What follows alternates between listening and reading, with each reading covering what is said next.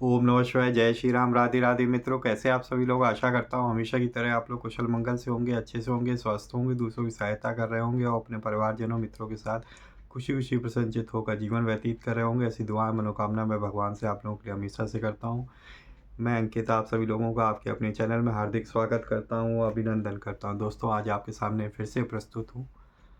आज हम लोग जो है एक कथा को देखेंगे, जो कथा बहुत ही रोचक और रहस्यमयी आपको लगेगी। क्योंकि कहा जाता है कि हमारे पास बहुत सारी कथाएं हैं जो कल्प में हुई हैं। कल्प भेद होने के कारण हमारे पास अलग अलग संत या उन संतों से लिखी हुई ग्रंथों में अलग अलग व्याख्यान या कथाएं सुनने में आती हैं।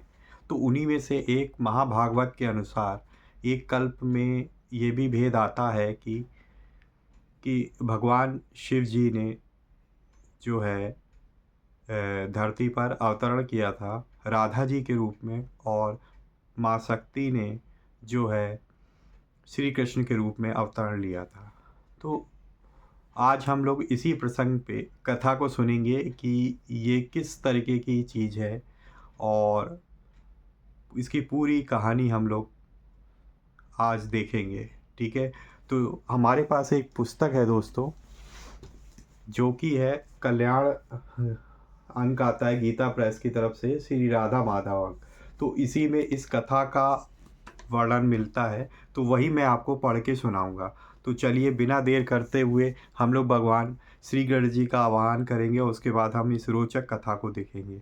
तो वक्रतुंड महाकाय सूर्यकोटि समप्रभा निर्विघ्नं कुरु मे देव सर्वकार्येषु सर्वदा। जय श्री गणपति बप्पा मोरया। तुमेव माता च पिता तुमेव बंधु च सखा तुमेव विद्या द्रविणम तुमेव सर्वम मम देव देव। जय श्री गणपति बप्पा मोरया। चलिए स्टार्ट करते हैं।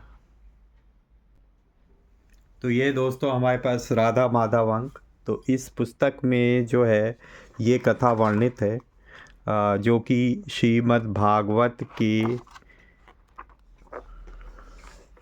से डिफाइन है, जैसा कि ये इसमें लिखा हुआ है। तो यहाँ पे हम देखते हैं कि क्या वाकई में शिवजी जो है राधा अवतार थे। तो चलिए इसको हम लोग, अब मैं आपको पढ़ के सुनाता हूँ, आप ध्यान लगाकर मन लगाकर सुनिए। तो एक बार परम कौतुकी लीलामय भगवान शिव जी ने पार्वती जी से कहा कि हे देवी, यदि मुझ पर तुम प्रसन्न हो तो तुम पृथ्वी तल पर कहीं पुरुष रूप से अवतार लो और मैं स्त्री रूप धारण करूँगा। यहाँ जैसे मैं तुम्हारा प्रियतम स्वामी और तुम मेरी प्राण प्यारी भार्या हो, उसी प्रकार वहाँ तुम मेरे स्वामी तथा मैं तुम्हारी पत्नी बनूँगा। बस यही मेरा अभीष्ट है। तुम मेरी सभी इच्छाओं को पूर्ण करती हो, इसे भी पूर्ण करो। शक्तिमान की इच्छा पूर्ण करने के लिए शक्ति देवी ने स्वीकृति दे दी और कहा, नवीन मेघ के समान कांतिमयी जो मेरी भद्रकाली नाम की मूर्ति है, वही श्री कृष्ण के रूप में पृथ्वी पर अवतार लेगी। अब आप भी अपने अंश से स्त्री रूप धारण कीजिए। शिवजी परम संतुष्ट होकर बोले, मैं तुम्हारी प्रिय कामना से भूतल पर 9 रूप में प्रकट होऊंगा। हे शिवे, मैं स्वयं परम प्रेममयी वृष भानुनंदिनी श्री राधा के रूप में अवतीर्ण होऊंगा और तुम्हारी प्राण प्रिया होकर तुम्हारे ही साथ विहार करूंगा। इसके अतिरिक्त मेरी 8 मूर्तियां 8 रमणियों के रूप में प्रकट होंगी। वे ही मनोहर नयना श्री रुक्मणी और सत्यभामा आदि तुम्हारी 8 पटरानियाँ होंगी। इसके अतिरिक्त जो मेरे ये भैरवगण हैं, वे भी रमणी रूप धारण कर भूमि पर अवतीर्ण होंगे। देवी ने कहा, आपकी इच्छा सफल हो, मैं आपकी इन सभी मूर्तियों के साथ यथोचित विहार करूंगी। हे प्रभु, मेरी जया और विजया नाम की जो दोनों सखियां हैं, वे पुरुष रूप में श्रीदामा और सुदामा होंगी। विष्णु भगवान के साथ मेरा पहले से निश्चय हो चुका है। वे हलायुध रूप में मेरे बड़े भाई होंगे और सदा मेरे प्रिय कार्यों का साधन करेंगे। उन महाबली का नाम बलराम होगा।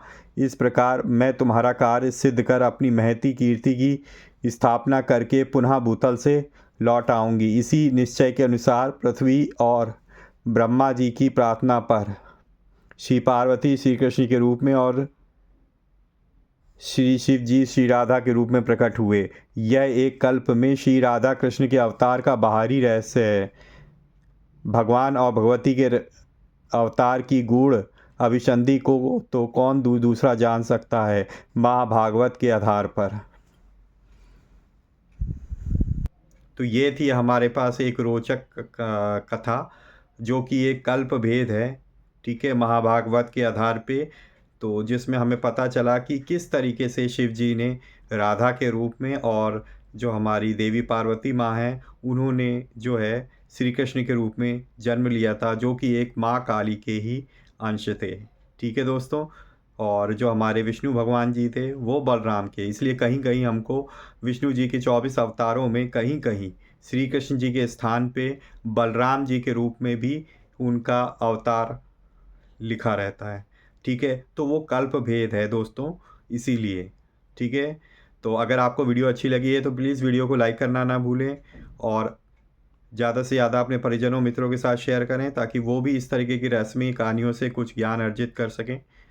और अगर आप पहली बार मेरे चैनल पे आएँ, इस तरीके की पौराणिक और रहस्यमयी कहानियाँ आपको सुनना पसंद है सनातन धर्म ग्रंथ से रिलेटेड, तो आप जो है चैनल पे मैं इस तरह के कंटेंट लाता रहता हूँ। आप चैनल को सब्सक्राइब कर लें और बेल आइकन को ज़रूर प्रेस करें ताकि लेटेस्ट से लेटेस्ट वीडियो की इन्फॉर्मेशन आप तक पहुँच सके, ठीक है दोस्तों। तो इसी तरीके से भगवान की भक्ति करते रहिए, अपने परिवारजनों मित्रों के साथ खुशी खुशी प्रसन्नचित होकर जीवन व्यतीत करिए।